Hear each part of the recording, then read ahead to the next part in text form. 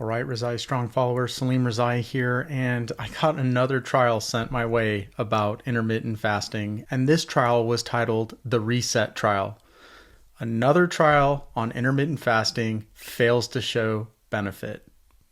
But, and there's always a but, because the devil is in the details.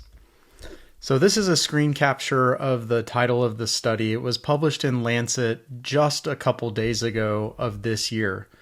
And essentially what they did is they randomized people to what they call time-restricted eating, which is basically intermittent fasting, which was defined as 10 hours per day for a total of 3 months or 12 weeks, compared to whatever people's normal eating habits were. They called it habitual eating, so normal meals throughout the day, also for that same 3 months.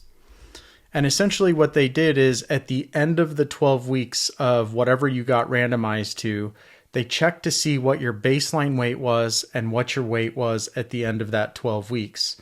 And then they also followed them for another 13 weeks. And so they also compared that to weight change for another 3 months down the line.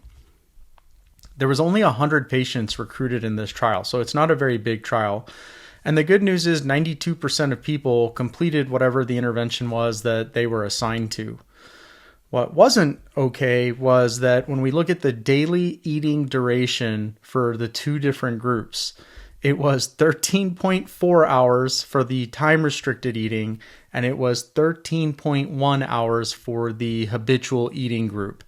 And so what are we talking about here? 13.4 hours compared to 13.1 hours. That is not intermittent fasting compared to a normal eating pattern, in my humble opinion. Now, the conclusion was there was no statistical difference in change in body weight at 12 weeks or at 25 weeks. So it was negative 0.8 kilograms for people that did the time-restricted eating, which for Americans is going to be minus almost 2 pounds. And then when they followed them for another 3 months, it was negative 0.2 kilograms, which is maybe minus half a pound. So they lost they gained whatever they had lost during the initial 12 weeks. But there's some serious issues with this trial. So first of all, eating windows, not really that different. 13.4 hours compared to 13.1 hours. That's not different. That is not comparing time-restricted eating to a usual eating pattern. Only 91% of people were adherent with the diet that they were enrolled to.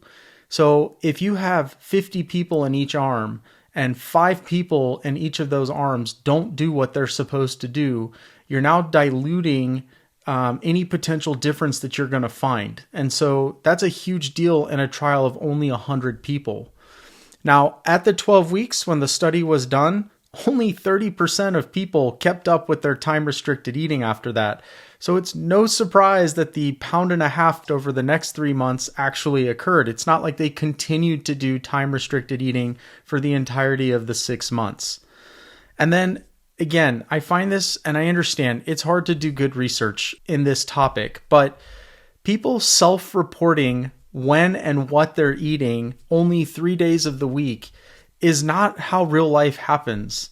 And how do we know they're being honest in what they're saying? Because people lie all the time about what and when they're eating.